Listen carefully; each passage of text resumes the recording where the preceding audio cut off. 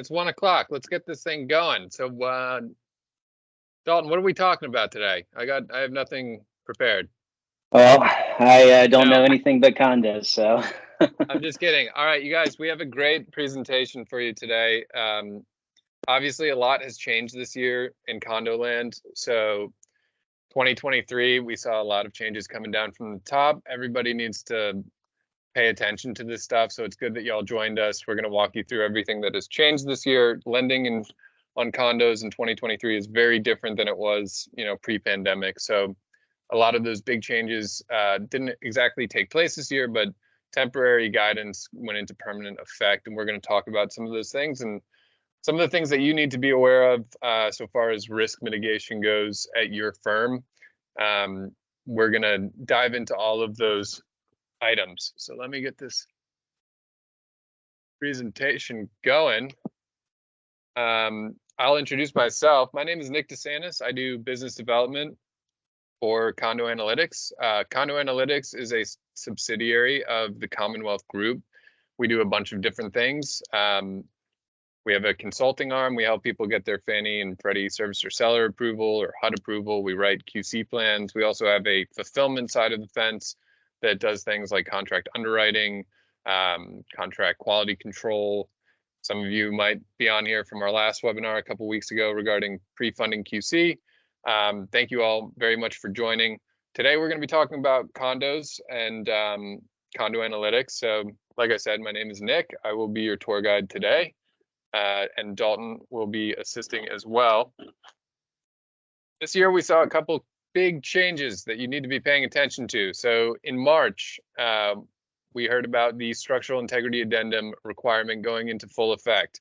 The addendum on the questionnaire is critical. You need to be getting that for full and limited reviews. We're going to talk all about that here in a second. In July, obviously, CPM went live. That's everybody's favorite fun new toy from Fannie Mae. I'm sure y'all are loving it. CPM is now a requirement for all full reviews. You need to be doing it if you're doing a loan that requires a full review. And we're going to talk a little bit about the available, unavailable list, how to get things off of that list. And then in September, it was kind of more of the same. There's not a lot to say about that, except they added some enhancements in their infinite wisdom to CPM, giving us additional data points to put into CPM directly to Fannie. So we're not going to talk a ton about that just because it's, putting in some data points. There's not that much to it, but those are the three main changes this year that you need to be aware of. Here on the call, we have Dalton Skinner, who runs CondoAnalytics. He is the guy that kind of knows everything that there is to know about condos. He's going to be walking us through all these changes and the key points that you need to really be paying attention to when you do condo loans. Dalton holds his CRU, and he is a certified Encompass administrator. He has been with the company for almost 5 years now, and he runs the condo department. He does a fantastic job, him and his team. We perform condo reviews for lenders like yourselves on not a contract basis. It's more of a transaction basis. If you do have a tricky one come through, or if you just want to outsource the whole thing, that's what we do over here at CondoAnalytics. But I'm going to let Dalton kind of kick us off with what you need to know about the changes that took place. We're doing a year in review. We ask that for any questions, if you would, just send them to us directly. I tried to field some questions beforehand, and we got a few in here that we'll go over, but it's kind of hard to do scenario-based questions right on the call. So we'll give you our contact information. If you do have any scenario-based questions that you'd like to have answered, please just send them directly to us. We'll be happy to walk you through that. So without further ado, here is Dalton Skinner. Dalton, take us away. Awesome. Well, thank you for the good intro as always, sir. Thank you all for joining us. Looks like we've see some returning faces and some new as well. So excited to have everyone here to kind of discuss, as Nick said, kind of a year in review here of some of the updates we've made, or that Fannie Mae has made rather. But basically, some of this information, if you are returning, might be something you've already seen before. We're going to kind of show some of the, the permanent policy Fannie Mae guidance that we've kind of received at this point. So some of that may be kind of repeat information for you, but I'm going to try to give, to the best of my ability, some kind of examples of some things we've run into recently in regards to those guidelines, to kind of give you, if maybe you heard it last time and you were kind of like, okay, I don't quite understand, but I kind of see what they're saying. Maybe this will kind of help clarify a little bit when you're actually looking at these reviews and whatnot. But we'll kind of kick it off with the most obvious thing here regarding the changes, the 1076 addendum. We wanted to start this off just kind of harping on the importance of this. This really kind of sets up the whole condo review. Obviously, we have the things we need, like just a general questionnaire, things like that. But without this piece at this point, it makes the process incredibly difficult to really proceed with, and adds a lot of extra steps that you'll have to go through to kind of get basically get your condo review completed. So we wanted to start, like I said, kind of emphasizing that the first thing that we are always looking for, and the first thing that you should be looking for, is that completed 1076 addendum. And this will answer all the questions. I'm sure you've seen them plenty by now, but this will just answer all the questions about, jurisdictional requirements, special assessments, all of those kinds of things. Based on that information, that's kind of where we kind of kick off on whether we need to obtain additional documentation to verify those items or things like that. We highly recommend you either use the 1076 or the document that a company like HomeWise might provide. They have their own questionnaire, but it specifically has a structural integrity section. So that's the big thing we're looking for. If you're not using these two specific forms, you're going to have something that shows all of those questions answered regardless in a specific section. It's kind of the first thing auditors are going to be looking for, things like that. So just kind of, again, wanted to kind of emphasize the importance of having that particular section of the questionnaire completed for all review types. But Nick, you can go ahead and go to the next one, please. All right. On top of the 1076 addendum, I know you have all probably heard this many times at this point, but inspections, the first question on the addendum is going to be, has there been a recent inspection within 3 years? We constitute a reserve study, or we classify a reserve study as an inspection as well, because it, for the most part, is. So basically, our process at CondoAnalytics is reserve studies or engineer inspections are required, basically just to review, of course, the funding of the project currently, as well as any repairs needed.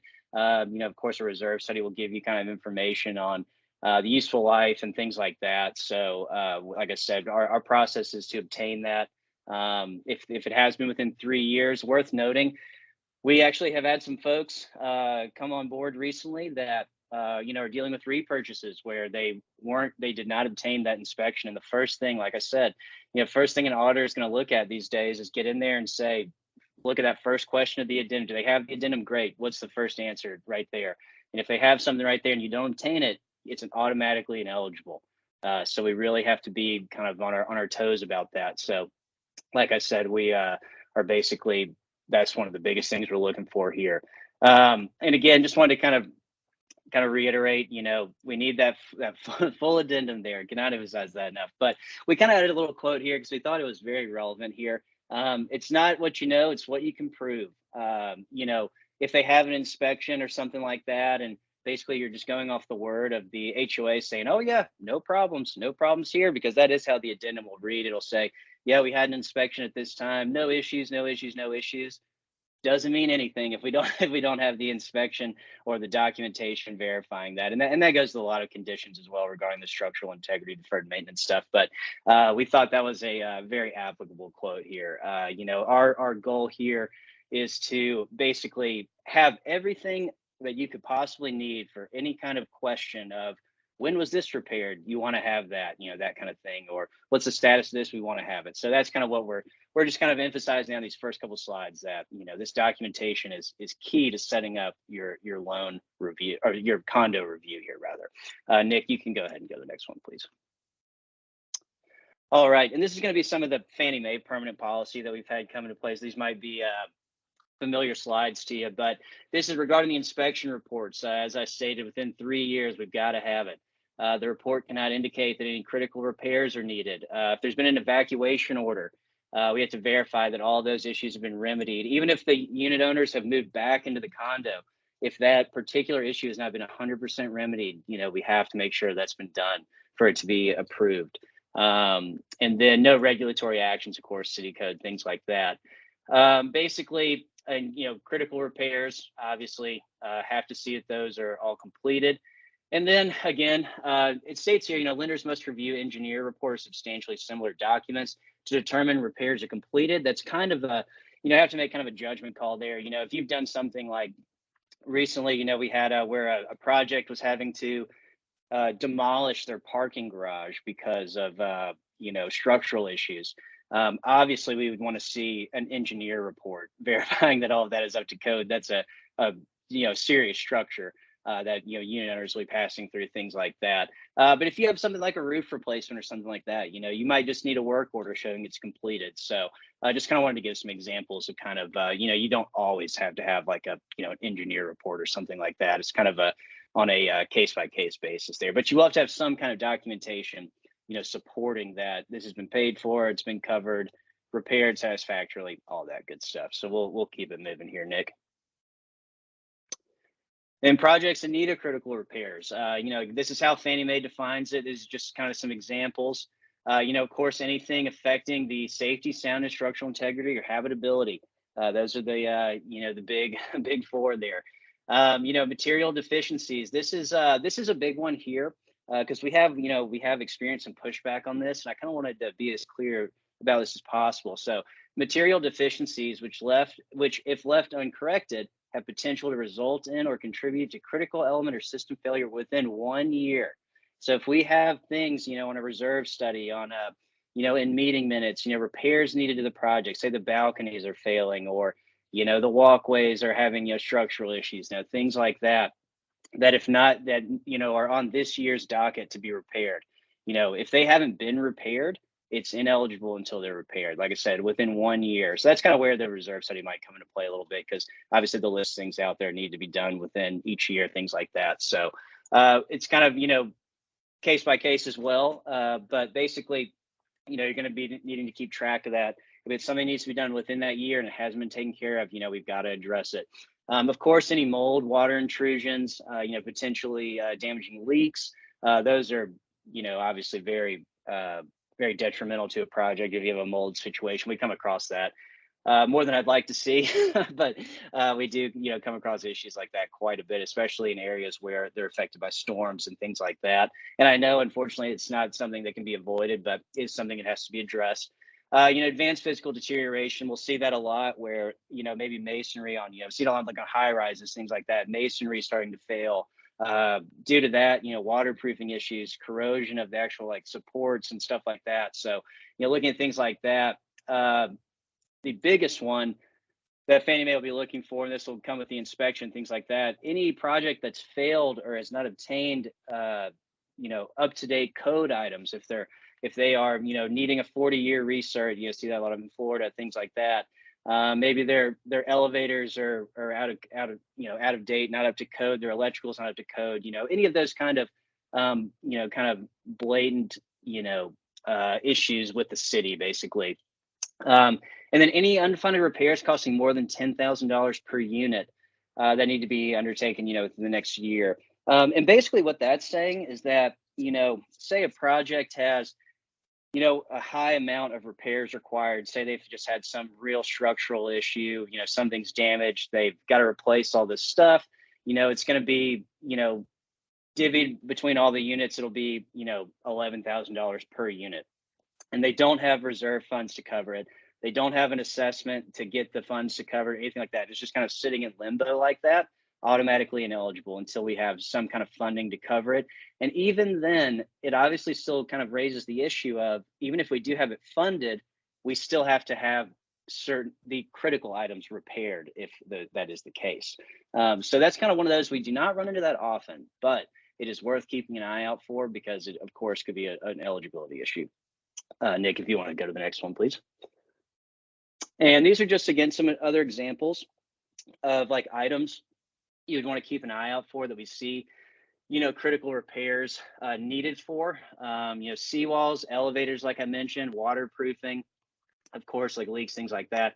Stairwells, balconies, we see a lot of balcony issues where, they're just aged out way too far. The railings are loose, things like that, might not seem that serious just on the, just kind of right in front of you there. But in reality, it's a liability for the project. If they know that the railings are failing or loose or deteriorating on a balcony and a unit owner falls off the balcony, something like that. It sounds silly, but it happens. We've seen it where they get sued or something like that, and it becomes an issue for the project. So things like that, we're needing to make sure that's been taken care of.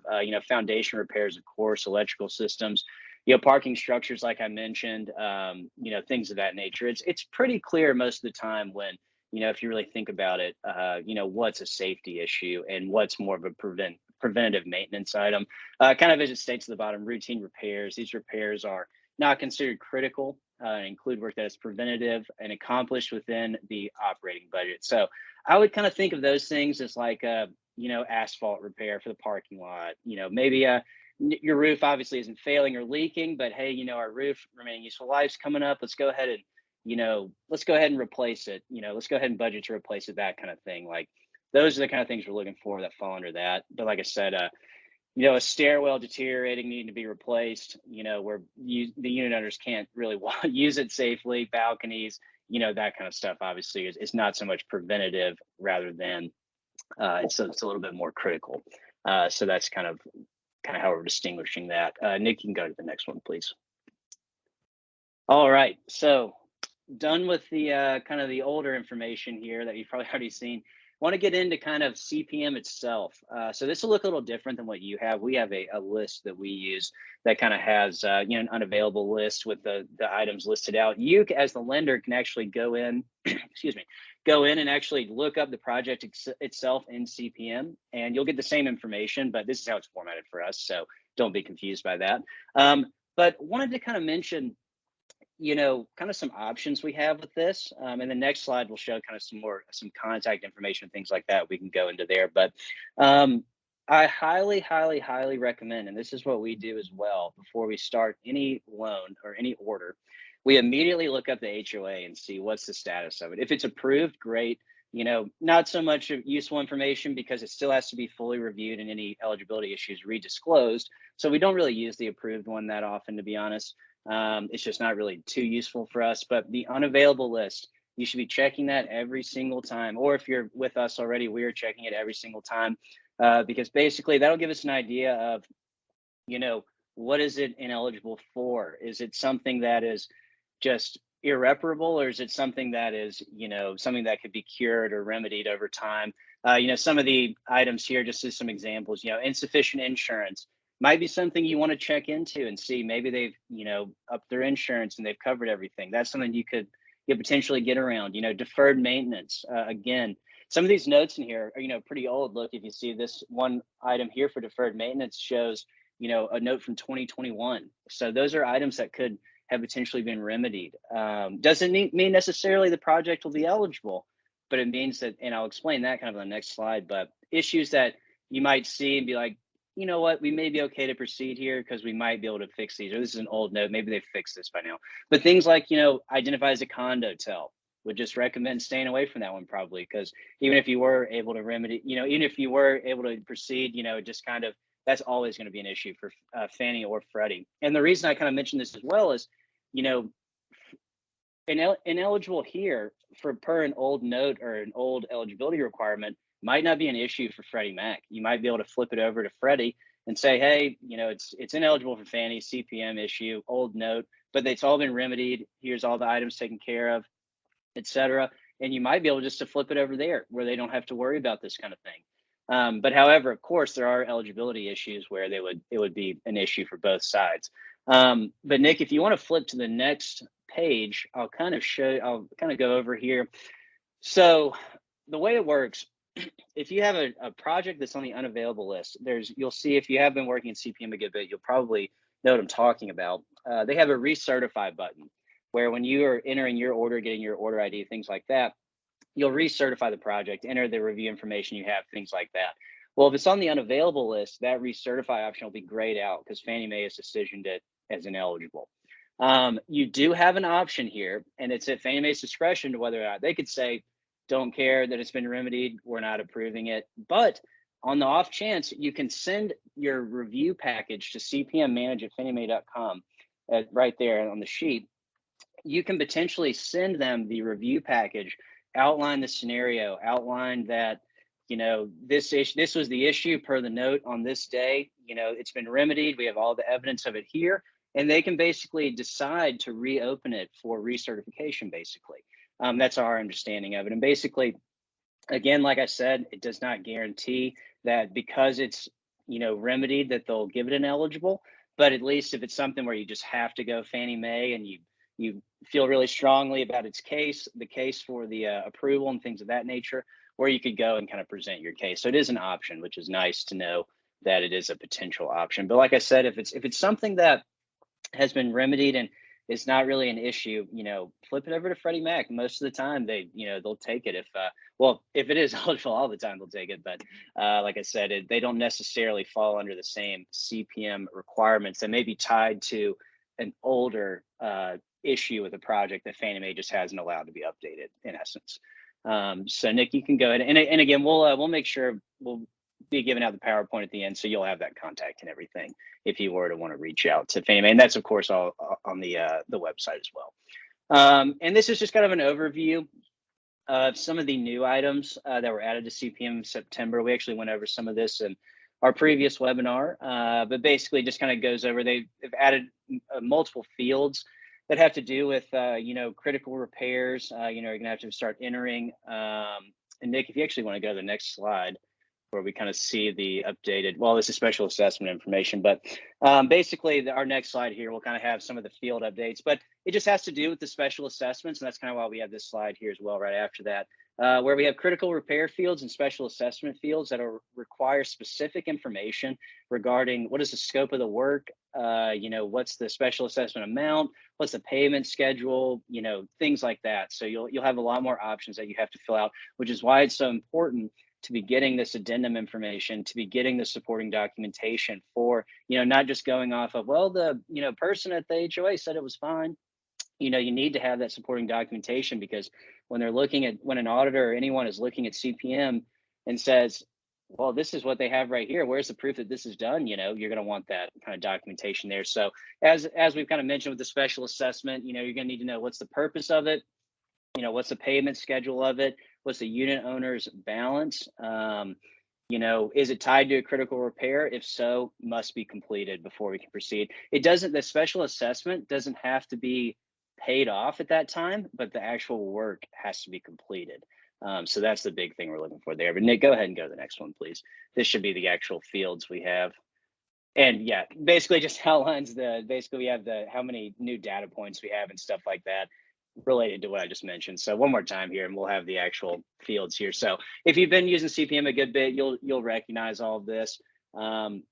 Again, just wanting to make sure that we have, all this information to be able to enter here, so we don't get any eligibility issues or availability issues, rather, to use CPM terminology. But Nick, if you go to the next one here, you'll kind of just see another example of and now we have basically actual fields to enter the repairs needed, reasons, things like that. Have all the repairs been completed? Yes, you're going to want the supporting documentation, things of that nature. So pretty standard there. But Nick, you can go ahead and go to the next one. So in the case, I know some of you have seen this, especially if you've been working with us, we have needed, in the case that you do have any issues that need a little bit of a deeper dive into for verification of work being completed or what remains and things like that. These are just some examples of supporting documentation that could be used to cover these items.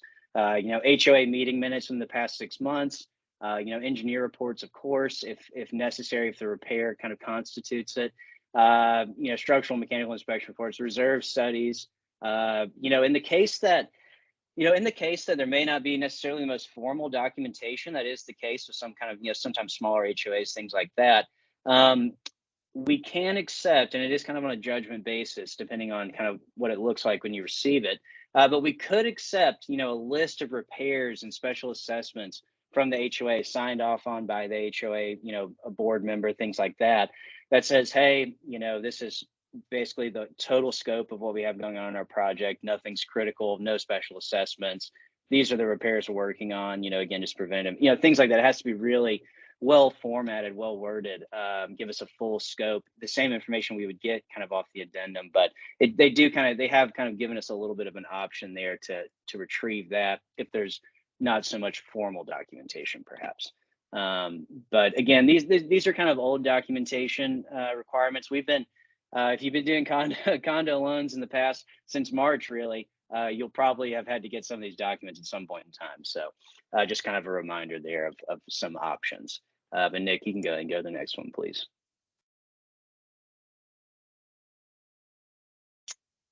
All right, and these are kind of just a couple additional requirements that we're kind of running into here. This has to do with the special assessments. For full reviews, of course, I'm sure a lot of you are familiar with the requirement of no more than 15% of the units can be more than 60 days delinquent on common assessments. For full reviews, that is also added for special assessments. So that 15% limit basically includes common assessments and special assessments. So you want to make sure you're getting that information as well. On a limited review, the common assessment delinquency is not a requirement to verify. However, now if there is a special assessment on the project, we have to verify that 15% or less has been met there, and that everyone's up to date on their special assessment payment. So that's probably the big one that I'm sure a lot of people are not aware of, is the limited review requirement there. So definitely need to keep an eye out for that. And then if you do get a waiver of project review, if that project is CPM unavailable on that list we were just looking at, it is ineligible. Even the waiver of project review means nothing. So again, one of those things where you have to kind of really be utilizing that unavailable list or looking at those projects, making sure that you're not missing something there, because those can be updated at any time. We've had in the past, not often, but we had a case where we've approved a project 2 weeks ago, and then by the time it gets through its life cycle and it gets approved and everything of that nature from the actual lender side, not so much the condo approval side, and they try to submit it, there's been another lender that's come in and made it CPM unavailable. So you have to really be checking that list to make sure there's nothing that kind of sneaks up on you there, because again, you're not the only one working that project. It's variable information. It can change at any time. So always be on your toes with the list there. Nick, if you want to continue, please. All right, just a couple closing things here. For a while there, for most of the beginning of the year, Fannie Mae had removed the option. This is for reserve allocation for full reviews. 10% of the annual assessment income needs to be allocated to 10% or more. The annual assessment income needs to be allocated to the reserve fund. And for a while there, for most of this year, that has been the only option for that. However, they've kind of reinstated the option to use a reserve study in lieu of the reserve allocation.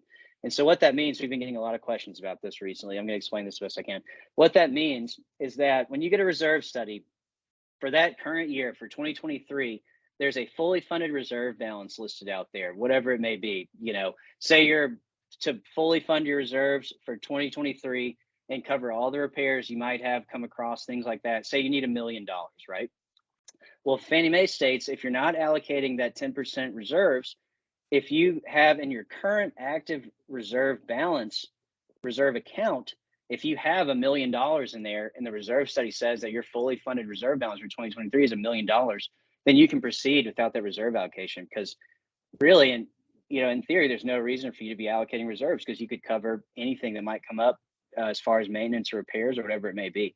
So that's kind of what they're looking for there. But if they need $1 million in the fully funded, you've got $950K in your reserve balance, then it's going to be ineligible. So that's just kind of how that falls. But it is another option for some HOAs that just have a ton of money in reserves, basically. So something to think about if you do run into the allocation issue.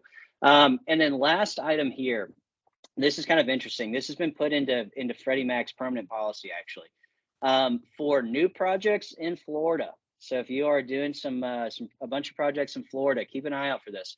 For new projects in Florida, they must have a CPM available status with Fannie Mae to be eligible for Freddie Mac. So that's just something I kind of thought was interesting. Wanted to mention that. As if Florida new projects weren't complicated enough. That's something to keep an eye out for that particular scenario. So, Nick, I believe that might be the end of my run here. Yeah, that is it. Dalton, thank you so much. That kind of concludes the educational piece of this webinar. So if all of that sounds easy enough, now would be a good time to log off. I'm going to tell you a little bit about CondoAnalytics and what we can do to help you with this stuff. Obviously, this is a lot to expect of an underwriter or a processor to keep track of and manage. So what we do over here is pretty straightforward. We just take that piece off of your plate. And there's a couple different ways that you can use our service. Some folks use us just to retrieve documents for them. We do a doc retrieval function over here where we'll just go out and get everything that you need. We always do it for full reviews in case things change with the loan characteristics, but we'll go out, get everything for you and deliver a package of everything you need to perform the condo review either internally or let your investor do it. Some folks like to get the documents themselves. If they've got underwriters that have some time on their hands, they can go and source those documents themselves and provide them to us, and we'll just do the certification for Fannie, Freddie, FHA, whatever it may be. We'll do it with the documents that you provide. If we need additional stuff, we'll reach out and get it, either directly from the lender or, directly from the HOA or the insurance company, or we'll go through your team, depending on what it is. So that's a docs provided order. We charge a reduced fee for that. As with everything that we offer at the Commonwealth Group and CondoAnalytics, you only pay for what you get. So if you're only doing docs retrieval, we charge a lesser fee for that. And then the third way you can use us is just have us do everything for you. That's what most folks have us do. We'll go out, get all the documents, we'll review it in line with Fannie, Freddie, FHA, whatever it may be, and then we will release all the documents along with our certification back to you. And I'll show you what that cert looks like in a second. I know we've got a lot of existing clients on the call here. That won't come as any surprise to you, but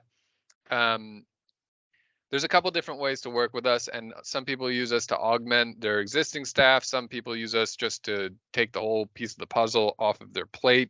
It's whatever you need it to be. So you can always swap between things if you want to do some docs provided orders, whatever. So that being said, I mean, everything that we do here at the Commonwealth doesn't have minimums. You can turn it on when you need it, and you can turn it off when you don't. If you have a particularly difficult condo that you're just not sure about, send it to us. It's much better to just pay our small fee and have the peace of mind knowing that it's okay versus a repurchase. We're seeing in this day and age, Fannie Mae and Freddie Mac have a lot of time on their hands, and they are only going after the high risk loans. So I don't know if any of you were on our webinar a couple of weeks ago regarding pre-funding QC. They are looking for the high risk items, and they want lenders to be looking for the high risk items, which is why they've allowed people to do this component review of 10% for pre-funding QC. You can review the high risk components of your files. Now, that's a kind of a general trend that we're seeing from Fannie Mae is they really want people stopping the bad stuff before it gets to them. And one way of doing that is just encouraging you to focus on the high risk stuff. Make no mistake, they are looking at these condo loans and they are looking at the questionnaire, and they're making sure that, and if you have one that has an issue, they're going to start looking into your other ones if you get audited and whatnot. So it's better to be safe than sorry. It's worth the cost. And another thing is, like, so far as the borrower goes, this is in their best interest. You should not be putting a borrower into a property that has serious deferred maintenance or some sort of critical repair issue. A lot of people dump their life savings into their first home, and a lot of folks, they can only afford condominiums right now because home prices for single family are so high. They're not going to have money in the bank to pay a $30,000 special assessment because all the balconies are failing. So it's in their best interest at the end of the day to have all of this stuff reviewed, because you don't want to put them into some crazy project that's been totally mismanaged for years. And what's interesting is we see some of these rules of, like, a 40+ year requirement if a project's older than 40 years, you need to have it inspected. Well, it makes a lot of sense. Condos started in the United States in the late 60s in Puerto Rico, and in the 70s, that wasn't exactly a time where people are like, oh, everything was really well built in the 70s. No, it wasn't. People were just slapping stuff together, and these things are dated. They're long on the tooth. There's a lot of projects that were built in the 70s that they're old, and they're not falling apart, but they have issues and they need to be addressed. And if it hasn't been managed well over that time period, you have serious issues. So, um, all that being said, I will, in a second, I'll show you what this all looks like. But today, we were going to do a raffle, but instead, um, we are offering to everyone that joined this call a Beaver Buck. So, here's how this is going to work. If you would like to try out our services for a full review, we will do it as if you're a new customer, as a complimentary first review. So you just need to get set up on the portal with me, and we can do that in a day. So if at any point you want to do this over the course of the next month, please reach out to me. We'll set you up, and your first review will be free. We're still going to pass through the cost of the documents. If we didn't do that, then we wouldn't be in business. Some of these HOAs have gotten so out of hand with how much they're charging. But when you submit the order, and I'll show you this in a second, you're just going to write Bieber Bucks in the order instructions. So that's just a fun little thing for everybody to consider. I don't know why you wouldn't take advantage of that. I highly encourage, if you're using one of our competitors, trying our services versus theirs. We offer a far superior service and we're cheaper. So it's kind of a no-brainer. But to kind of drive some new business, we decided that we'll let you try it out for free. You just have to pay for the cost of the docs. So that's fun and exciting. So that being said, this is what our portal looks like. It's really straightforward. We try to keep it as simple as humanly possible. Basically, you have all orders here. You can check the status of all of your orders that you have open at any given time, but for the most part, you're going to be submitting orders in here. We also provide daily communication on the status of your orders, which is a great thing to have just in case your borrower calls, wants to know what's going on.